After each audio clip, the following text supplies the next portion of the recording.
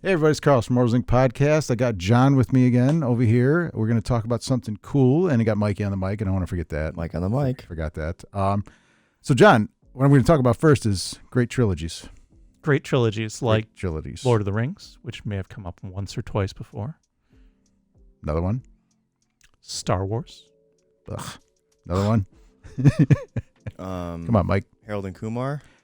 That's not a trilogy. It is a trilogy. Is it? Yes. That's terrible. Yes. All right, so all of those pale in comparison to the awesome trilogy that I've got today about Cyborg Commando. This is a great trilogy from the 80s. I got to say, This is our lead-in for... it was in my notes to talk about that trilogy, but I didn't expect to actually see them in person. I have read them. They're great. The brain damage shows. No, child of the 80s. So anyway, listen. Child of the 80s. I should say teenager of the 80s. Great stuff. Muy machismo. So we're going to talk about Cyborg Commando today.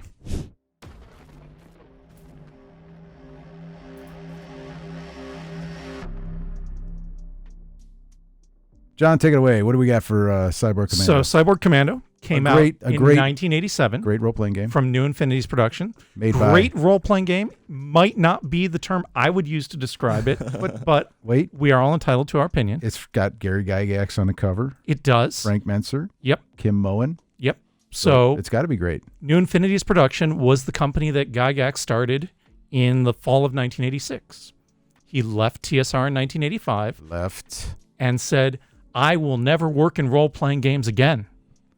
And then in the fall of 1986, he started a new role-playing game company. So the return. And in the summer of 1987, Cyborg Commandos came out. And Frank Menser did all the development work based on Gary's notes. Now, I've worked on a few role-playing games from the nitty-gritty. And I will tell you, a year is not enough development time. It is absolutely not enough development time if you are making a new game system, which dice. This included. So get some dice, get some charts. You should make a game. Give me an hour. It shows, if you read through this, that there probably wasn't enough development time. Basic premise is aliens invade Earth in the distant future of 2035. Ooh.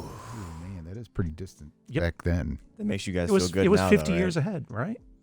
Now it's a little less. They just came out with the fact that they're not really hiding the alien spaceships now. Well, that's just what they want us to think. That's what Mexico said. Yeah, they had that doll thing. All of a sudden, they're real.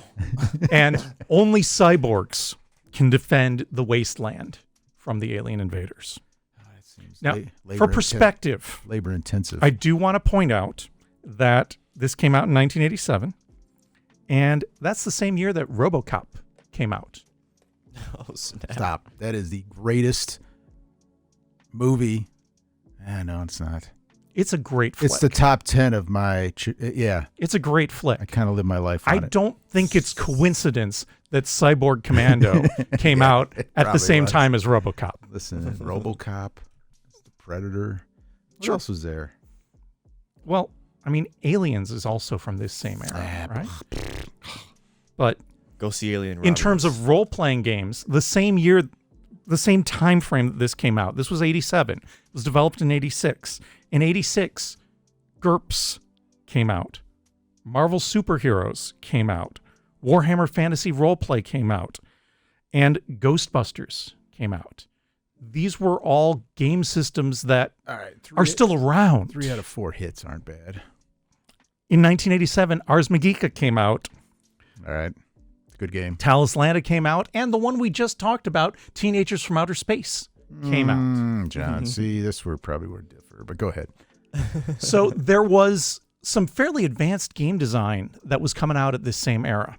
And I want to point out, Cyborg Commandos does not epitomize those game designs that are still around 30 years later. Is it a possibility that this hit show, Cyborg Commando, came out with bigger hit shows? You know, like when they release a movie that's too big and another movie gets shadowed by it, and it's a good movie, it just doesn't. Sure, let's go with that. Yeah, that's what I'm going with. So if you look inside the box, you get 3 booklets with it. Awesome. You get a 48-page player's book, the CCF manual, a 64-page campaign booklet, and 16-page of adventures notes.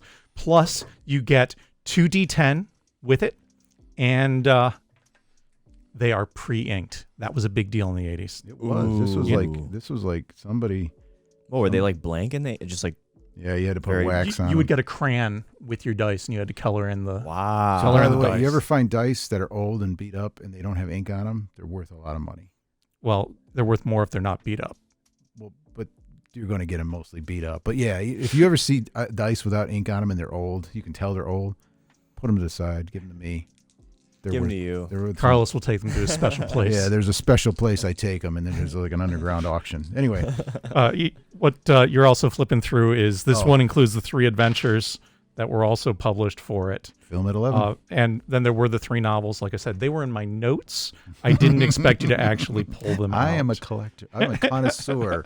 John, I don't know why you would so- doubt me. One of those books there is the CCF manual. That one right there. And it took me actually a fair bit of digging to find out what CCF stand for. It is the Cyborg Commando Force. Well, if you read the books, you would know that. No, it actually wasn't. Oh, maybe in the novels. Yeah. So the CCF manual includes the rules, and it includes 2 different versions of the rules because remember, this is a Gary Gygax product, so you get both the basic and the advanced rules included in that one book. So it's a bargain set, right? It is. The basic and the advanced are in there, but there are 2 different versions of the rules here. And they vary based on skills in combat. And then you get the Cyborg Commando technical data is also in the CCF manual. And then we've got a 64-page campaign booklet. The first 35 pages of that are world maps with country names, latitude and longitude locations for all the cities and the populations. Well, that was important back then, John. That was something they photocopied out of Encyclopedia Britannica, as near as I could tell. 1987, you couldn't just use your phone and do that. No, You're you like, couldn't. "Oh, You this could go added to a the lot of Encyclopedia Come on, listen, Britannica. You gotta look back. You can't judge the listen, this was cool because it's like you never saw. There's like, oh, what is the latitude? Like, why would you do that? Why would you need that? You could look in an atlas. You had to go somewhere and get the atlas. I had an atlas on my shelf. Oh, you're a nerd. Well, I'm talking about role-playing games in my 50s. Yeah, I'm a nerd, Carlos. Startling revelation. And you had to journey to the library. We had to journey to that weirdo guy's house that had that stuff. And it was just on his shelf. Yeah. Okay. You had to reach the shelf. Different perspectives of life. You've got You had to learn the Dewey Decimal System. Don't you know your Dewey Decimal System? Yeah, right. After that, we've got 11 pages of Xenoborgs, which is their fancy word for the alien invaders. Pretty scary. 6 pages of aliens that aren't on Earth. So remember, this whole campaign is based on defending the Earth from the aliens. Well, you've got 6 of your 64 pages. 10% of that book are about stuff that isn't even supposed to be in the game. 3 pages after that are on space travel. Again, something that's not even supposed to be in the game. It was in the books. And then 6 pages of the invasion, but 2 of that are just charts with the populations of all the cities that are still around. It's kind of important. And then 2 pages of measurements, both scientific and imperial, so that you can do your conversions between metric or English imperial measurements.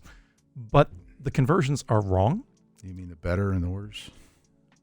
The conversions between them are wrong. I find that to be the important part. Oh. And then it also says you can use whichever one you want when doing things like measuring ranges. Well, you got to pick one or the other. I mean, they're both. Well, I mean, as I read it, it was kind of like use whichever one gives you the bigger advantage in that situation. If you want the distance to be miles or kilometers, it can be either when we give a number. Sounds like chemistry class from hell. Well, it's not consistent. Conversions. So we're just here to have fun. Fair enough. You got a page of tips for games and adventure ideas and game elements. And then my absolute favorite part of the whole book is there is a mailing address if you have any questions about the rules where you can send them a letter with a self-addressed stamped envelope and they will respond to you. John, once again, 87. I know. And it I'll is do that. fantastic. They used to have a whole Will play-by-mail. they reply if we do that right now? Well, since Gary's dead, I'd be concerned about that. Oh, my God. We should do it. Yeah, they used to have a whole. You could play role-playing games. You could play a game by mail. Oh yeah, absolutely. Mail each other your moves. Insane. That was high tech. And there was a supercomputer that would resolve each of those moves. And that Some campaign guy in his just basement. finished. Most likely, yeah. That game just commenced today. So, getting down into the nitty gritties of the system, they gave you 2d10, right? So, when you look at a 2d10 system, how do you think that's going to work, Carlos? I believe it's going to be a high-low system. Okay. No, it should be a percentile system. It could be either one of those. But the best and most innovative part, and let me tell you, they give you 5 probability graphs and 3 charts to justify why they went with the system they did. You roll the 2d10 together and you multiply them by each other. So if you roll a 2 and a 1, you get a 2. If you roll a 2 and a 9, it's an 18. Interesting. And What? then you multiply. you multiply them, Okay. and then you want to roll low. Well, these kids did math better. Well, it's a not very intuitive system. Well, it had to be different. Because if you do that, right, there's an 80% chance that you'll roll under a 50 when you multiply them together. Doesn't sound like it should be, but that's what the 5 probability graphs and 3 charts explain to you if you look at them real close. So you want to roll low. You want to roll low. So that gives you the advantage. Well, it does give you an advantage to rolling low. It's very unlikely you'll roll high, but Listen, I'm okay. Let's take it a minute to say probably wanted a system completely different so there was no issues from his previous company. absolutely. That he No left. question about that. So like you make up this system that rewards the players and makes you Sure. more powerhouse. They gambled. I'm just saying it's not a real intuitive system. It's not, but it's a different system. Sure. Also, and this is important, Go on. men and women have completely different base attributes in the system.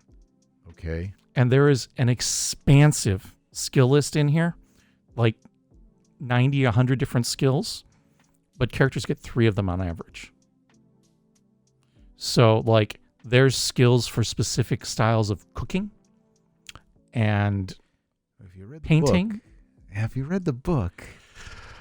I'm going to say I'm not investing the time in that. You can borrow them.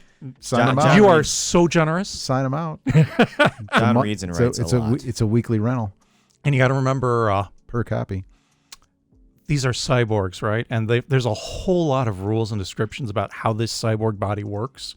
But it is essentially, they pop the brain out, stick the brain in a jar, and then stick the jar inside of this new body, right? See, when you say it, it doesn't sound fun. When you read it in the book, it sounds a lot cooler. But in spite of the fact that's all that's left of you is your brain, your base attributes that you created when you made up your character for your physical attributes like your strength and your dexterity still affect what your robot strength and dexterity Well, are. once again, hold on. Yeah. If you read the book, Yeah. you'll see where your brain. Okay, go ahead. I'll see. So if you were weak and clumsy as a human and then got turned into super cyborg, you'd still be weak and clumsy. Well, I mean, you're inherently clumsy. It's your brain, right? No, not usually. Something's running it. It's usually muscle fiber issues. It's still your brain. Okay. Anyway, there were 3 novels and 3 adventures published in addition to the box set, which was widely available on clearance at KB Toys everywhere. No, it ain't. KB And Toys, that's funny. not shockingly, this system was not a tremendous commercial success that they hoped it would be to launch the new Infinities Productions Listen. company. Did you see the pristine copy I have with the dice? You mean the one you bought from me? Did I buy this from you? You did. Why'd you own it if it's so terrible? Because KB Toys, $5.99. Plus, he had to get it out of his hands. He couldn't take it anymore. I believe you owe me some money back.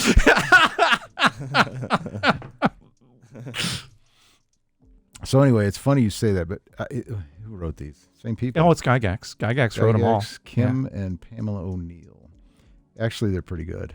If you want something like 80s style Yeah. adventure, and it kind of explains like everything you were kind of complaining about. It kind of explains in here. And it's I funny, don't doubt it. If you read it, you're like, well, that makes sense, and it's just a story, and it's funny because like I forgot how it's well written, and there's surprises in it, and it's got a lot of backstory, and there's the men and the women, and I see where they went with that, and it's like okay, and what made me I forgot I was reading something old, and I'm sure these have been out for a while, so I don't want to give spoilers.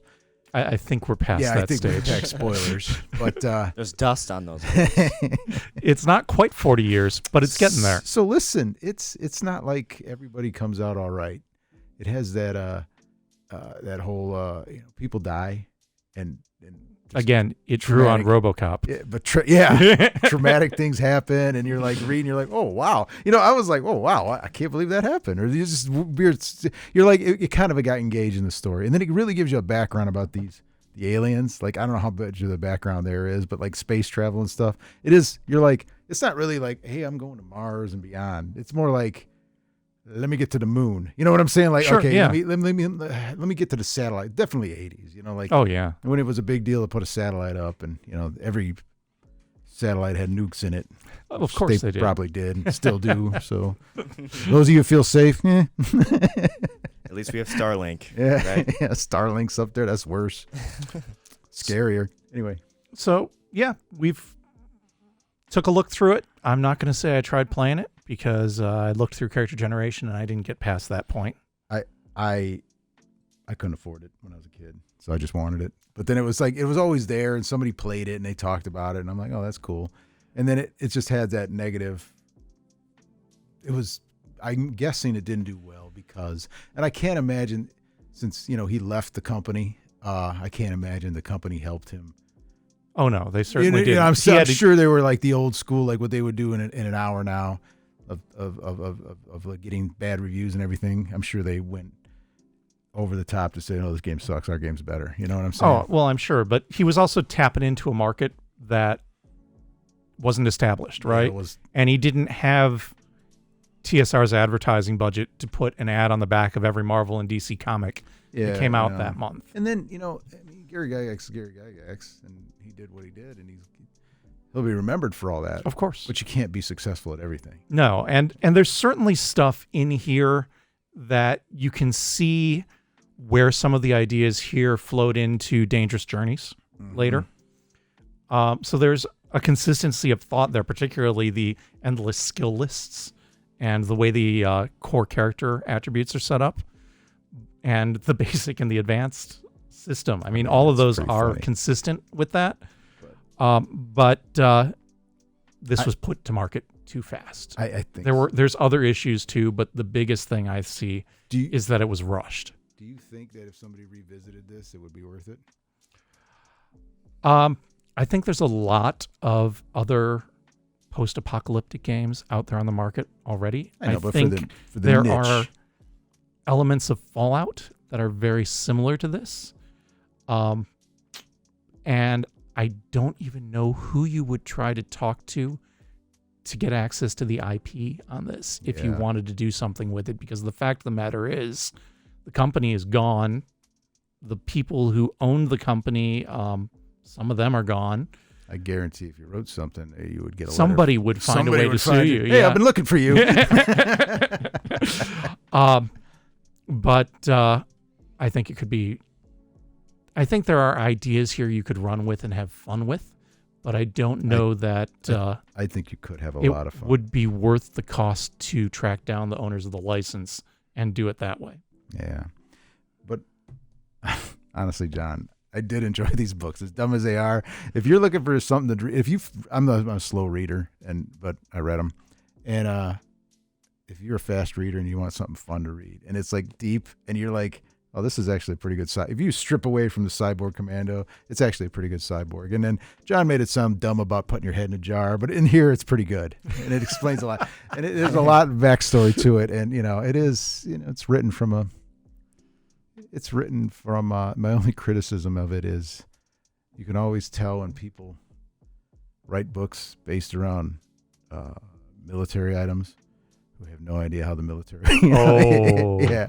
it's like we should have consulted somebody, but it makes Again, it fun. It was rushed. Yeah, He it was, probably yeah. had It was well people he could have talked to and didn't take the it's a time. well written story, but yeah, and I'm glad I can't remember who I got these off of. If somebody watches this, I know some of them do. Who I got these off of? Thank you. So this is what happens when you surf the internet at 3 a.m. All right, guys, thanks for stopping in, and I think Cyborg Commando's great. John's. Has a differing opinion. Yeah, he's so. Mikey, want to play some Cyborg Commando? Yeah, I'd love to. Not. Fine, I'm taking my mic and going home. No, but let us know what you guys think about it. I mean, we'd love to have a discussion in the comments. And if you Obviously, pop into the store and you ask Carlos nicely, he might even let you take a look through it. he might even play with you. You got to put on some weight gloves. And He might Go through the- he might even read you the novels no. in an open discussion. Oh man, that'd be great. Do you think I could do like 5 hours like this? Carlos reads the first graders, Cyborg Commando. Yeah, Cyborg. His body was mutilated to a corpse. Call me Ishmael. All right. Thanks, guys, for looking in. If you like what you see, screw up. Do it. I'll cut that. Redo it. No. Just take it from there. Don't even cut it out. You do it from now on. Well, as you heard Carlos clearly say, you can sub, you can like, you can join us. Only on desktop, unfortunately. But we appreciate all the support. Thank you, John, for coming in. Thank you, Carlos. And we'll see you guys next time. Good gaming, folks.